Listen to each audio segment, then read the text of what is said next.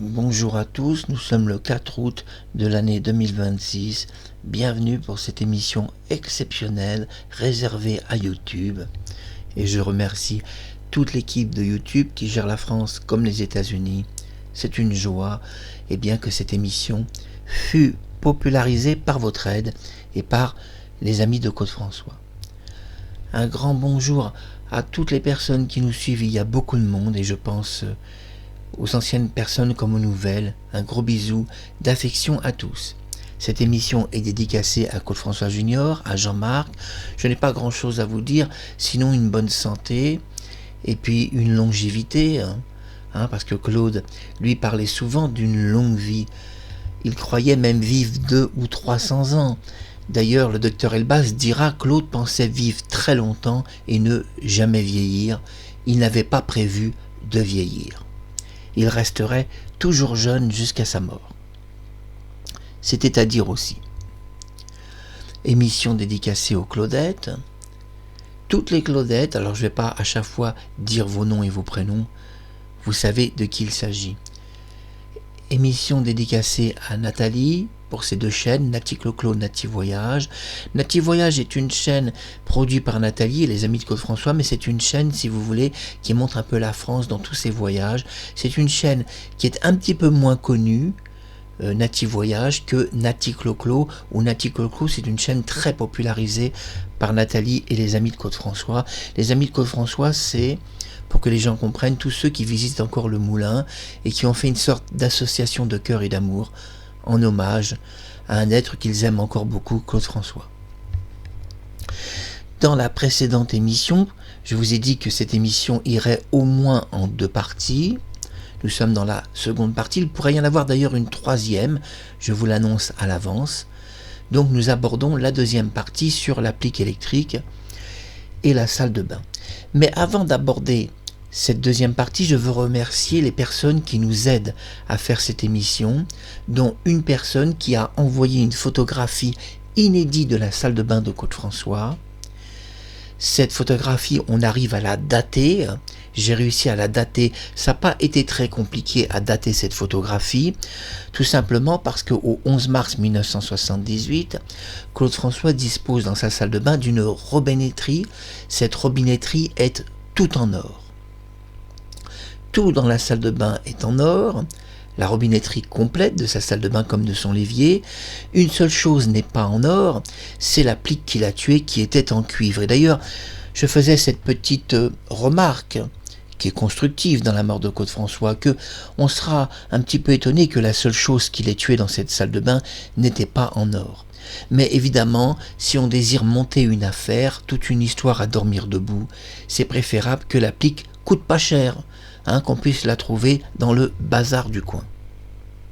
C'était à dire aussi.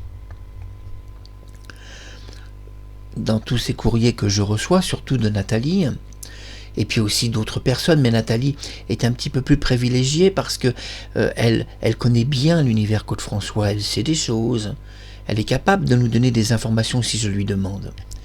Mais ce qui nous intéresse, nous, c'est d'aborder la salle de bain, cette salle de bain de Claude-François où il est mort, au 11 mars 1978, vous connaissez sa salle de bain, vous avez vu les précédentes émissions, et si vous ne la connaissez pas, regardez les autres émissions. Alors, j'ai juste une chose à dire dans celle-ci, la robinetterie est tout en or partout. Et d'ailleurs, au 11 mars, on a une photo de police qui montre cette robinetterie en or, et cette robinetterie tout en or a été publiée sur notre chaîne YouTube. Plusieurs photos qui appartiennent à la police, dont la photo inédite grand plan avec sa chambre qui a été cachée pratiquement 50 ans. Une photo vraiment inédite. Ce qui est important maintenant, c'est de comprendre que je reçois des courriers, on va dire des amis de Claude-François, ça serait plus juste. Pourquoi pas même son entourage un peu plus proche? Pourquoi pas même une petite lettre qui pourrait parvenir de sa propre sœur, ou de Stéphanie, sa fille, ou peut-être de Laurent, son fils, qui peut nous dire parfois qui nous contacte. Mais nous, ce qui nous intéresse, c'est la salle de bain de Claude-François dans cette émission, c'est de la voir en profondeur, c'est de la connaître mieux. Vous savez qu'il y a eu un drame en 1976 La sœur de Claude François se fâche avec son frère et sa mère aussi. Les deux femmes partent en courant du moulin en pleine nuit, affolées par une crise de folie, presque une crise meurtrière de Claude François. Il voulait faire du mal et à sa mère et à sa sœur. Il était prêt à les cogner. Il était devenu ultra violent cette nuit-là. Et Marie-Josée et Lucia François décident de partir en courant du moulin parce que Claude va les tuer. Il est devenu comme fou furieux. On doit comprendre que Claude prenait certains types de médicaments et ces types de médicaments changeaient profondément sa personnalité. Claude arrivait par exemple au 122 boulevard Exelmans extrêmement gentil, souriant, ça ne le dérangeait pas que quelqu'un prenne un café, ça ne le dérangeait pas qu'une fille parle avec une autre. Puis soudain il ouvrait sa boîte de médicaments, prenait quelques médicaments et une demi-heure après, il ouvrait sa porte brutalement de son bureau et il disait « Toi la connasse, tu viens. Allez, tu t'assis, j'ai 2 choses à te dire. Bon, t'arrêtes pas de papoter et tout, t'es pas payé pour ça, alors qu'il payait pas les gens, Claude. C'était beaucoup du bénévolat. T'es viré.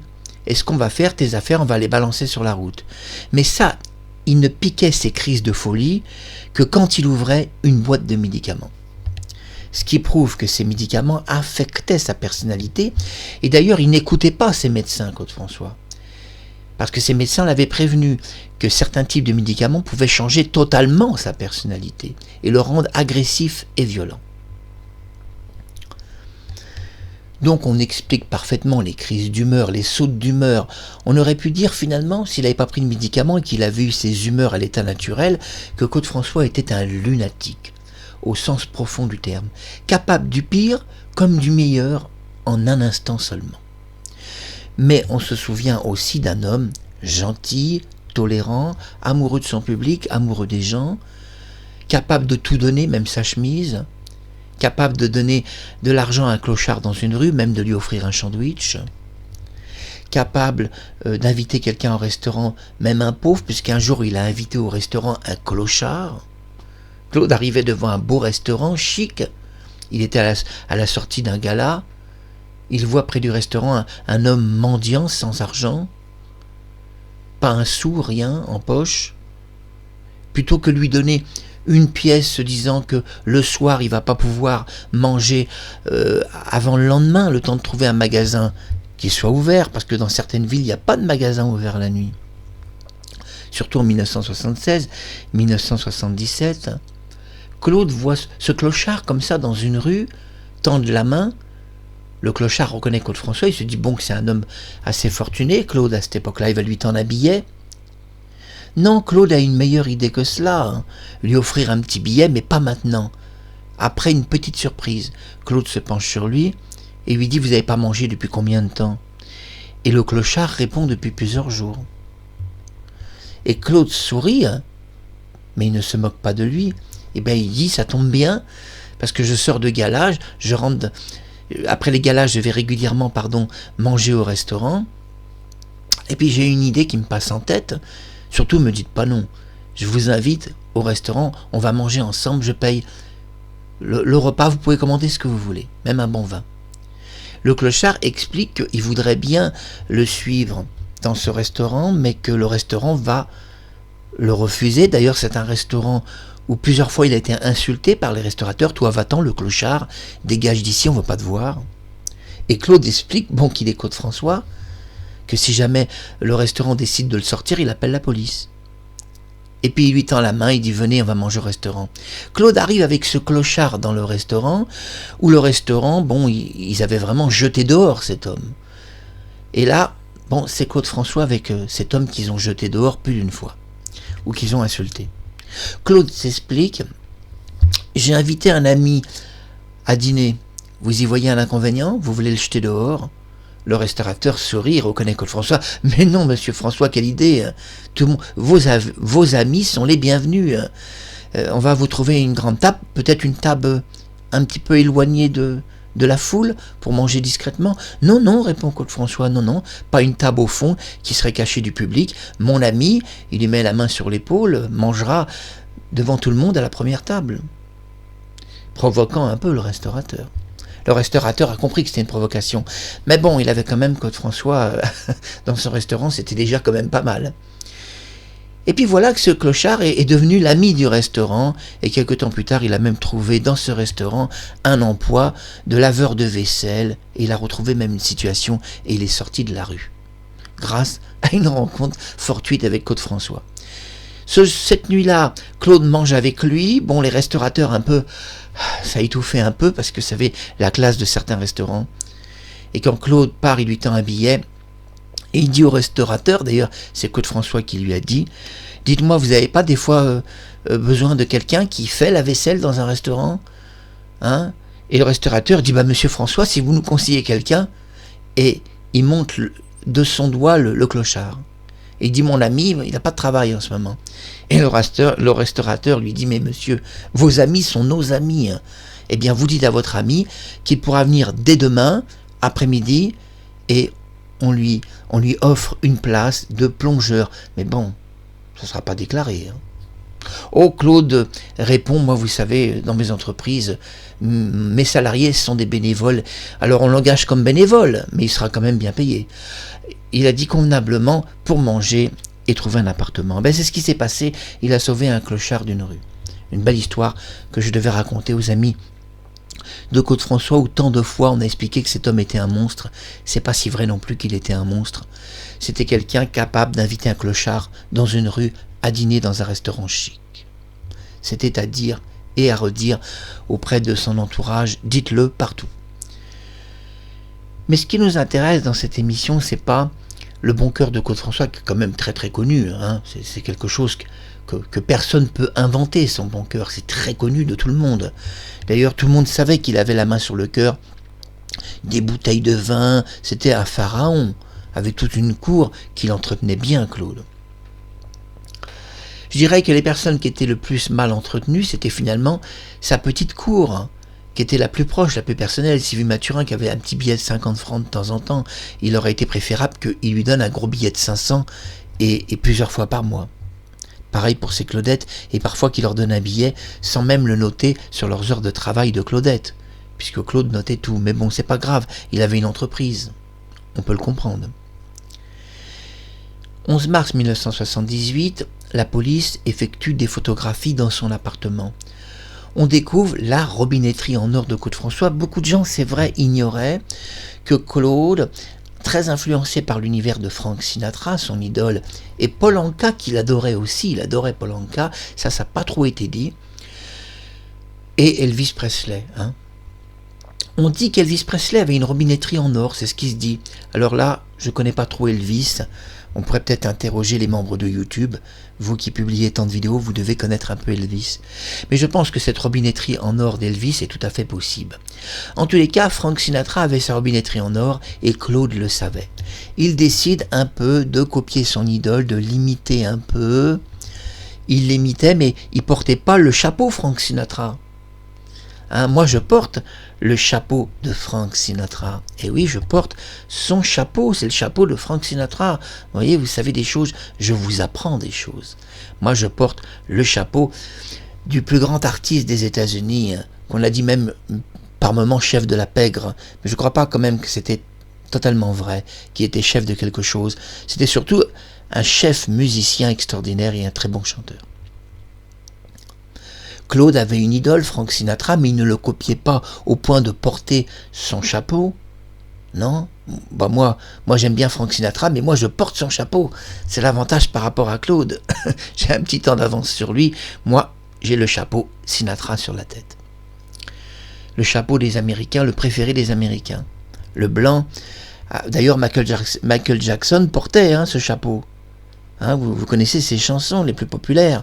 Dans une chanson populaire, il a ce chapeau qui a fait sa popularité. On était très surpris au 11 mars 1978 de découvrir une robinetterie en or copiée, on le saura plus tard, sur le système de Frank Sinatra. Et je commence à transpirer. Cette robinetterie en or, en réalité, n'a pas toujours existé. Et c'est pour ça qu'aujourd'hui, on aborde la mort de Claude François sur des photographies. Je vais couper donc ma caméra, couper la photo de Thérèse et puis nous allons commencer à voir une série de photographies. Je coupe ma caméra, restez avec moi. La caméra est coupée, première photo. Voici la salle de bain de Claude-François et regardez bien attentivement, regardez bien la robinetterie. Est-ce que vous voyez le robinet qui est tout au fond? Le robinet n'est pas en or, il est en argent. Et oui, Claude, à une certaine époque, n'avait pas de robinetterie en or. Et nous pouvons voir cette salle de bain à une époque où il n'avait pas de robinetterie en or, où toute sa robinetterie était en argent. Nous découvrons sur le sol ce qu'on appelle, c'est comme un tablier, vous savez, c'est comme pas une housse, mais c'est comme une gaine pour le corps. Claude portait des tas de vêtements, il portait des gaines qui ceinturaient son ventre pour transpirer, il portait des vêtements serrés, il portait des gaines pour serrer son corps et s'amincir et paraître beaucoup plus mince qu'il l'était. Mais ça ressemble aussi un peu à une camisole de force. C'est à croire que Claude avait fait une crise liée à un médicament et qu'il avait mis sous camisole. On utilise aussi des camisoles de force quand les gens ont des crises d'épilepsie. Si une personne a une crise d'épilepsie, on lui place une camisole de force. Si une personne est victime d'un autre problème lié à un risque de décès, on lui place aussi une gaine pour éviter que le corps tremble.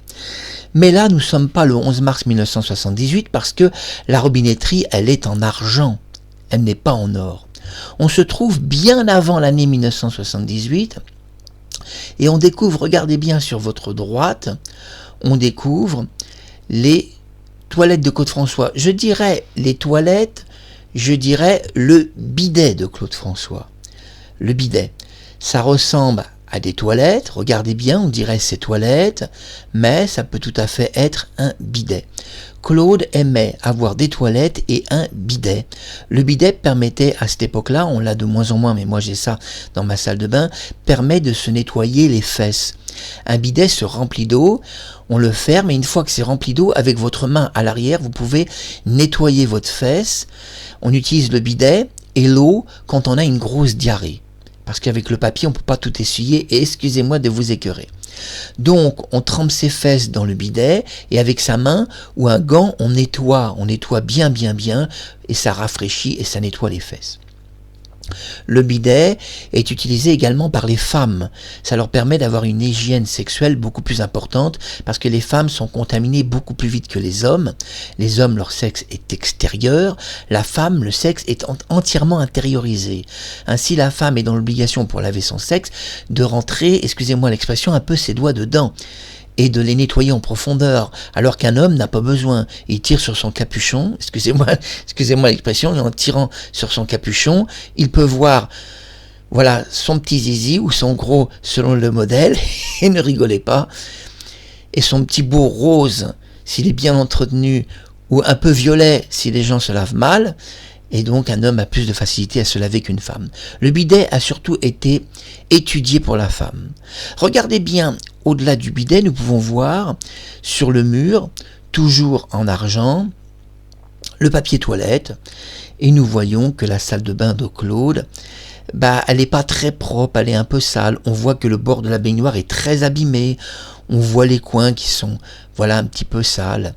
Nous sommes alors dans la salle de bain dans une période plusieurs mois avant que sa salle de bain soit transformée en robinetterie en or. Nous savons donc que la datation de cette photo est de 1975 ou 1976, mais on doit être conscient que le carrelage de sa salle de bain a été refait fin 1975. Et qu'on voit que dans la photo de police, le carrelage est tout neuf. Il avait refait son carrelage. Il était tout neuf, nickel. On voit que là, le carrelage est un petit peu usagé. Il est un peu abîmé, ce carrelage. Regardez sur le sol, dans les coins, on voit des moisissures, des angles un peu pourris. Et oui, il a refait son carrelage. On a vu cette première photo qui montre bien, donc, cette partie de la salle de bain.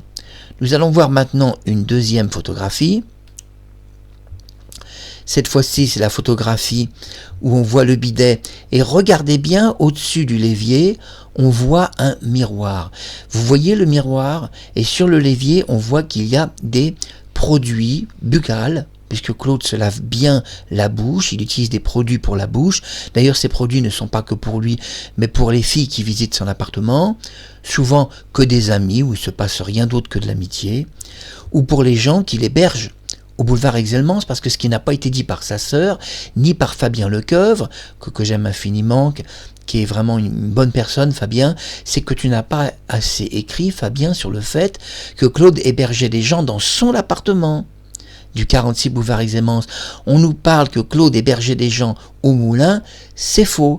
Il hébergeait aussi des gens dans son appartement du 46, et quand il n'avait pas de place, il les hébergeait à l'hôtel particulier ou en face du 122. Regardons attentivement cette photo qui nous montre le haut. Sur le l'évier, on voit des produits pour la bouche. On peut distinguer dans le miroir tout en bas donc un porte-serviette. Et on distingue, regardez bien, que la fenêtre de Claude François est ouverte. Oui, le rideau, on le voit bien. Et son rideau, c'est vrai, dépendait d'une fenêtre extérieure où Nathalie Clo-Clo a révélé sur sa chaîne où se trouve la salle de bain, se trouve à côté de la cuisine. Et d'ailleurs, elle publie une photo dans une vidéo où on voit la salle de bain de l'extérieur de l'immeuble. Absolument à voir cette photo. Mais là, on voit que le rideau est ouvert. Alors vous allez me dire, on ne voit pas trop le miroir. T'as pas une photo un petit peu plus précise? Alors attendez, je vais vous trouver ça. Mais avant de vous trouver cette photo, regardons à nouveau la salle de bain. Nous voyons, regardez bien, des marques étranges d'usure de sa salle de bain. Vous voyez ces marques, c'est l'usure, puisque la salle de bain était une salle de bain métallique avec un revêtement plastique. Et le revêtement plastique est usé sur le côté. Regardez bien, il est usé. Ce revêtement plastique se voit qu'il est usé. Et à cet endroit-là, si Claude François touche une applique, il ne sera pas isolé. Mais dans son bain, il y a un revêtement plastifié qui est très peu connu pour les baignoires de luxe. Et donc, s'il touche son applique avec ses doigts, il a dans sa salle de bain, il a un filigrane plastique qui est collé sur la salle de bain de luxe. Ce filigrane plastique est fondu en usine, c'est-à-dire qu'il ne se voit pas, il est complètement fondu, mais ce filigrane plastique, on peut le voir parce qu'avec le temps, le calcaire l'abîme. Et parfois, il s'arrache. Et nous voyons qu'en effet, sur une partie, la baignoire a complètement rouillé parce que le filigrane plastique est parti. Déjà que Claude François se soit électrocuté alors qu'il avait les pieds sur un filigrane plastique n'a aucun sens, et on voit que c'est une mort entièrement montée. Sur cette photographie, on voit que Claude n'a pas beaucoup de rangement. Regardez, il a sa serviette marron qui est posée sur la baignoire. Vous voyez qu'il avait une serviette. Donc, la serviette n'est pas posée sur le porte-serviette, mais directement sur la baignoire. On voit qu'il a une bouteille d'eau. Alors Claude prenait que de l'eau de Volvic. Et là, on ne voit pas la bouteille d'eau si c'est de la Volvic. Vous voyez, on n'arrive pas à distinguer la marque de la bouteille d'eau, puisque la marque est cachée et ça pourrait être volontaire. Mais on distingue, regardez bien, que Claude a plein de crèmes partout, des crèmes jaunes, des crèmes bleues. Ces crèmes servent à beaucoup de choses, ça peut servir pour le visage. C'est des crèmes esthétiques. On sait que Sylvie Mathurin révélera que Claude utilisait des crèmes anti-rides, mais là ce sont des tubes, et ces tubes ne peuvent pas être de l'anti-rides. Les anti-rides n'étaient pas faits dans des tubes à l'époque, mais dans des petites boîtes très chic. Donc, on voit divers crèmes. Dans ces crèmes, on a des crèmes solaires, des crèmes contre le soleil, des crèmes pour l'irritation. Claude prenait des crèmes pour le visage. Il en avait plusieurs, toutes sortes de types. On voit une crème bleue, jaune. Bon, tout ça, on pourrait faire analyser par une pharmacie professionnelle qui connaissait les médicaments de cette époque. Ce sont des crèmes pharmaceutiques, on doit le dire. On voit des crèmes pharmaceutiques. Puis nous voyons sur ce porte, puisque oui, il porte tout, des crèmes mais aussi des parfums. Claude parfumait beaucoup son bain. On voit dans le coin de la salle de bain, sur le coin, toujours les brosses placées au même endroit, parce que Claude, que ce soit une robinetterie en or ou en argent, plaçait toujours ses ustensiles au même endroit. Ça, c'était Claude François. D'ailleurs, Sylvie Mathurin va révéler qu'il mettait toujours les choses au même endroit. Ainsi, on retrouve des caractéristiques entre sa salle de bain, qui là est avec des... Et oui, avec une robinetterie en argent. C'est pas du tout la même que le 11 mars, où tout était en or. Où d'ailleurs le carrelage avait été complètement refait. Regardez bien, le carrelage sur votre gauche est très abîmé. Il y a 1, 2, 3, si vous regardez à 3... Bon, il y a la porte, on voit d'ailleurs, regardez bien sur cette photo, le loquet de la porte. On voit que donc c'était une porte qui était souvent fermée en la forçant, puisqu'on voit que la peinture est usée, et on voit une porte qui se fermait.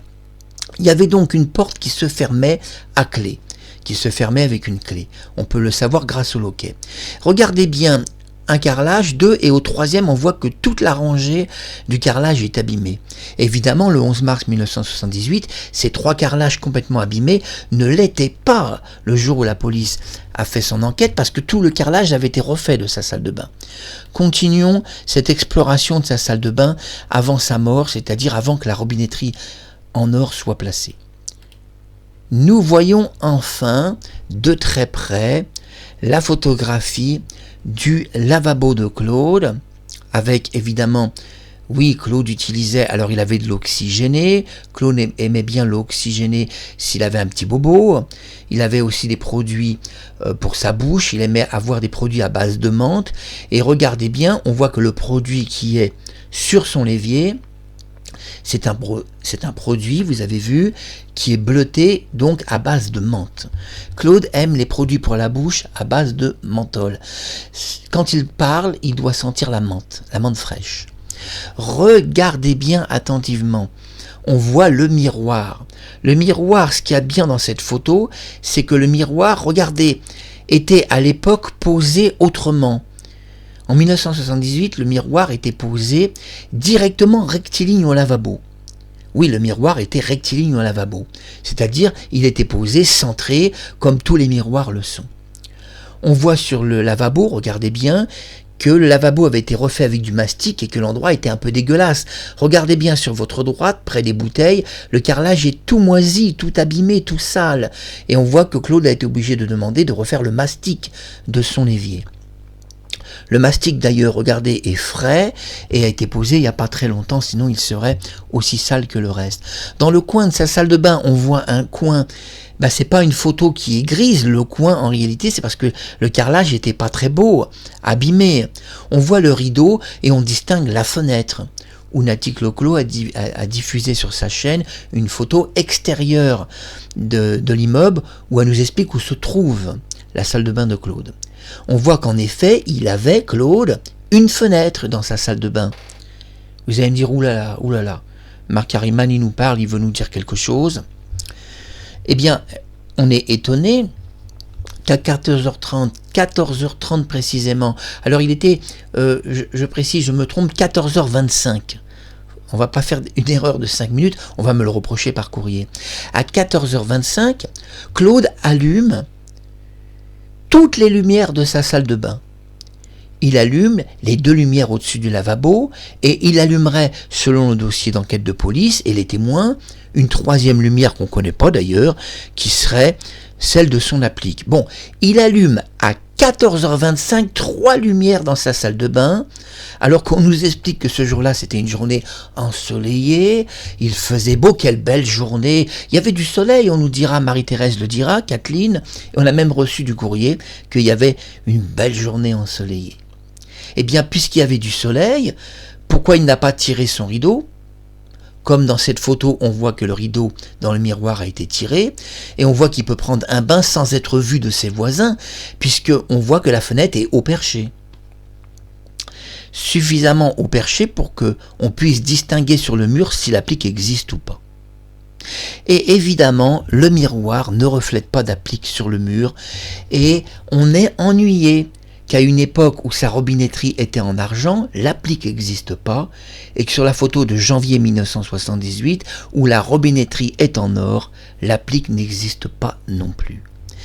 Et maintenant, on continue l'exploration de cette salle de bain en montrant le plan intégral de la salle de bain. Voici maintenant la photo ultime, je vous la commente, plan intégral de cette salle de bain. La photo est photographiée à partir de la chambre de Claude François. C'est une photo qui a été prise de sa chambre. Alors vous allez me dire, oh, Marc Harriman, oh là là, tu nous dis des choses, comment tu sais tout ça? Eh bien, nous voyons le loquet de sa porte. Regardez bien sur votre gauche, il y a un loquet tout noir, tout sale, où la peinture a été rayée. Nous voyons que tout du haut en bas, nous voyons que c'est quelque chose qui sert à fermer une porte. C'était une monture en bois avec une partie en aluminium, on le précise, puisque les portes se ferment avec des montures en aluminium montées sur du bois, et on sait que ce faux mur qui donnait sur sa chambre était un faux mur à base de carton et de bois. Donc on voit que c'était un endroit qui se fermait, et on voit, regardez bien sur la droite, on voit, regardez bien, donc quelque chose qui se glisse. Alors là, justement, on va éclircir la mort de Claude François, on va aller loin. Avait-il une porte dans sa salle de bain? Vous allez dire, oh là là, quel rire diabolique de Marc. Eh oui, avait-il une porte? Ou bien est-ce que Marc Harriman serait en train de vous révéler que Claude François disposait non pas d'une porte, mais d'un système qui se glissait, et il se glissait et s'emboîtait ensuite. Regardez bien attentivement sur votre gauche, si c'est une porte, où est l'endroit qui permet de la fermer à clé. Et regardez bien de l'autre côté, on voit deux rayures distinctes. Ces rayures, on les retrouve sur les portes coulissantes, qui se glissent. Une porte coulissante se glisse, et oui, elle se glisse de droite à gauche, elle se glisse, elle est dans un rail et elle se glisse. Parfois, il n'y a pas besoin de rail. Claude avait-il un rail en bas et glissait-il une porte plutôt que de la refermer? Vous voyez, je vous pose une devinette, évidemment, je sais la réponse, mais Nathalie va se régaler sur sa chaîne à poser la question aux Claudettes, puisque Dany Borg, que j'appelle Sylvia Borg, a prétendu avoir vu cette salle de bain. Alors si Dany, tu as vu cette salle de bain, voici ma petite devinette, et que la police ne te pose jamais cette question. Claude François, dans sa chambre, qui dépendait de sa salle de bain, il y avait une porte entre les deux. On est d'accord jusque-là, hein? Est-ce que quelqu'un me suit sur YouTube? Cette porte était-elle une vraie porte qui se ferme, comme vous avez chez vous, ou une porte coulissante qui se tire de la droite vers la gauche et qui s'emboîte par un clic? Évidemment, je sais la réponse. Mais si Dany, tu as vraiment vu cette salle de bain comme tu l'as prétendu, alors tu dois savoir ça. Et si tu ne sais pas ça, alors tu n'as jamais visité cette salle de bain. Mais moi, je pourrais répondre devant la police à cette question, et c'est pas certain que Kathleen, qui a jamais vécu avec Claude François dans cet appartement, soit en mesure de répondre à une telle question. Quand toutes ces réponses sont des copier-coller de l'électrocution du frère de Kathleen qui est survenue des mois avant Claude, et tout ce qu'elle nous raconte n'a jamais existé. Le pompier n'a jamais sauvé Claude François dans cette chambre, et il n'est jamais sorti en disant que Claude était mort dans cette chambre, puisque la vérité, c'est qu'il est mort dans son salon, en présence de plusieurs pompiers d'ailleurs à ce moment-là. Mais au départ, il n'y en avait qu'un sur place quand il est arrivé. Nous voyons donc en intégralité le plan. Alors, qu'est-ce qu'on distingue? On distingue que le miroir, vous voyez, n'est pas à la même place qu'en 1978. Regardez bien complètement sur votre droite, tout en haut de la photo et complètement à droite, on voit une petite pharmacie qui n'est pas bien montrée. On ne voit pas dans la salle de bain la grande pharmacie qu'on voyait en 1978. Il y avait une grande pharmacie, elle ne se voit pas et c'est triste. On peut apercevoir quand même les poubelles en bas de son lavabo. Il y a des poubelles un petit peu sur le côté. Donc voilà, nous sommes dans la salle de bain de Claude François avant que sa robinetterie soit en or, c'est-à-dire plusieurs mois avant. Je reprends ma caméra, je coupe la photo, restez avec moi et je remets la très belle photo de Thérèse. C'était important de voir cette salle de bain. Cette salle de bain à une époque où la robinetterie était argentée. C'est après seulement que Claude a voulu une robinetterie en or. C'était même un luxe qu'il a voulu se payer. À un moment où on disait, bon Claude, tes finances sont pas très bonnes. Réfléchis, c'est tout réfléchi. Je veux la même salle de bain que Frank Sinatra. Toute ma robinetterie doit être en or. Et quand il commande ces salles de bain, les ouvriers viennent. Vous allez me dire, oulala, l'émission s'arrête pour aujourd'hui, revenez pour la troisième partie, oulala, elle va se terminer en cul-de-sac comme à chaque fois, on va encore apprendre un truc incroyable. Je ne dis pas que je suis prétentieux dans mes émissions, mais vous allez apprendre un truc assez incroyable, oui, de cette salle de bain. Et je dois vous le dire, c'est que quand Claude a ses exigences, il transforme une salle de bain, on va dire en chrome, c'est pas une salle de bain en argent mais chromée, donc assez dégueulasse, le chrome s'abîme, et du chrome d'aluminium, moi j'ai dit salle de bain en argent parce que c'est une façon de parler, le chrome en aluminium, il demande à des ouvriers de venir pour installer, c'est assez compliqué, une robinetterie tout en or. Il ne peut pas le faire lui-même, il a peur d'abîmer son or.